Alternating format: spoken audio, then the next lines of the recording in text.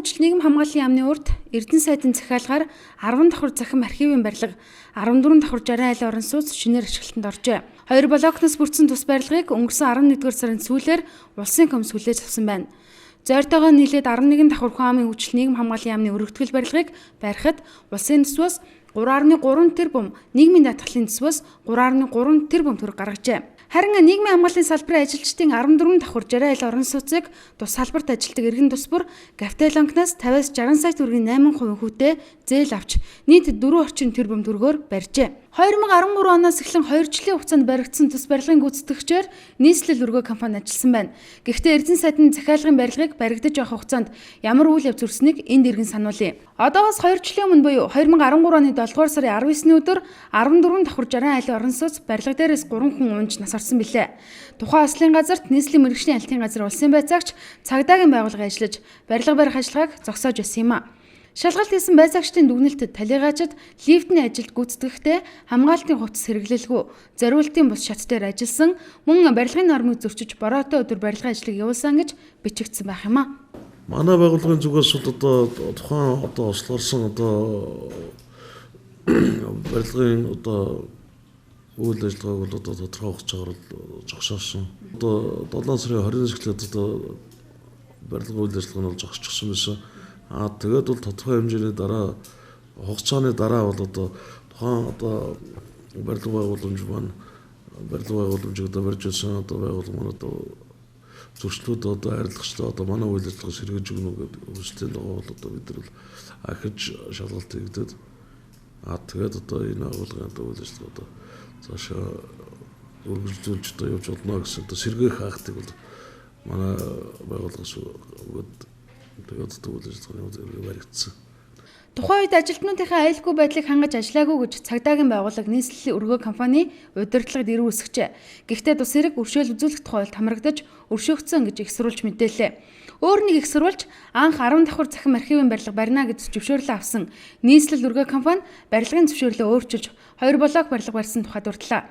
Мөн 2014 оны 8-р сард нийслэлийн мэргэжлийн алтын газрын дэд даргасан баасан дорж хүний амь эрсдсэн зөрчилтэй байхад тендер шалгаруулсан зэрэг олон асуудал тус барилга цөхөгдсөн хэрэг толботой хүмүүсийг авилгатай тэмцэх газар шалгуулахаар хандлаа гэж мэдэгдлээ хэмээн захим сайтууд нийтэлж байсан удаатай. Хэрэг толботой хүмүүсийг авилгатай тэмцэх газарт шалгуулахаар хандлаа гэж мэдэгдлээ хэмээн захим сайтууд нийтэлж байсан удаатай.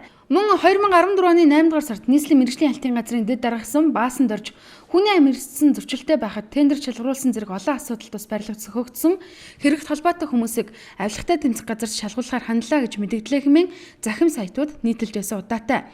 Тэгвэл 2 жилийн хугацаанд барилгын ажлыг хөндлөнгөөс хянсан улсын байцаагч Цэнгэл анхнаасаа барилга зөвшөөрлийн дагуу АБ блок бүхий 10-14-р барилгын зутгалыг хийж байсан. Тухайн үед бичиг баримтын жижиг сажиг зөрчил гарсан хэмээн тайлбарллаа. Энэ бол барилга нь бол анх тэр зургаараа бол 10 давхар 23.2-ыг үүсгэх нь 13.2 гэсэн тийм хэмжээтэй. Тэнглэхээр ийм хэмжээтэй. Тэгээд 10 давхрын барилга гаргахаар зөвшөөрлөлттэй байсан. Бид бол гол нөгөө барилгын чанарт угсралт цутгалт мутгалтай хэр хийж ийн гэдгийг үзэж харна. Тэрийг ингээ баталгаажуулсан бичиг баримтыг үзэж харах хэрэгтэй. Бичиг баримтны хувьд яг дутуу хөтлөгцөн байсан. Тэр хийгдсэн тэр цутгалт мутгалтын ажлын хувьд бол нэг айхтар ноцтой их тийм зөрчил мөрчил гараагүй байхгүйсэн. Дээрх баригдсан 2 барилгын газарт өмнө нь төрийн өмчт үйлдвэрлэлийн газрын автомашины гараж байжээ. Төрийн өмчийн орооноос хүн амын хөгжил нийгэм хамгааллын яамны харьяа тус автогараж шаардлага хангахгүй учир шинжил. Ингэхдээ зориултыг нь алдагдуулахгүй байх ёстой гэсэн шаардлагыг хүн амын хөгжил нийгэм хамгааллын яамд хүргүүлсэн байна. Энэ хүрээнд тус яам холбогдох бичиг баримтаа бүрдүүлж нийслэлийн ерөнхий төлөвлөгөөний газраар барилгын зураг төсөв батлуулж барилгын хөгжлийн төвөөр хянуулжээ. Өөрөөр хэлбэл зарим их сурвалжийн зөвшөөрлийн зөрчилтэй гэх мэдээллийг өгөөсгсөн тайлбарыг холбогдох мэргэжилтнүүд өглөө. Тэгээ манай нөгөө гараж сав агуулгын асуудлын нэг давхар байр байж байгаа агтлагтаад төрийн өмчийн орооноос холбогдох тогтоол шийдвэр нь гараад тэгээд энэ зориултыг зорийн давхартаа хадгалсан ийм байгууламж барьераа гэсэн энэ засгийн газрын төрийн өмчийн орооны тогтоол гарсан. Энэ хүрээндээ одоо зорийн давхартаа агуулгатаа гараж автомашины 15 машины зогсоолтоо ийм барилга байна. За орон сууцны асуудал болохоор тусдаа улсаас нэгж төгрөг гараагүй. Монгол улсын төрөөс өрнөлж байгаа төрийн албан агчийг орон сууцчлах хөтөлбөрийн хүрээнд ажилчид жилийн 0.8%, жилийн 8% хүүтэй орон сууцны зээлэнд хамруулад Энэ зээлийнхээ хөрөнгөөр баригдсан асуудал, хуваараа баригдсан асуудал гэсэн үг. Гаражийн газар байсан. Газар нь бол энэ нийгэм хамгааллын юуны л газар. Өөрийнхөө газар дээр гаражийн зориултаа газар дээр бол ийм бариулахгүй шүү дээ.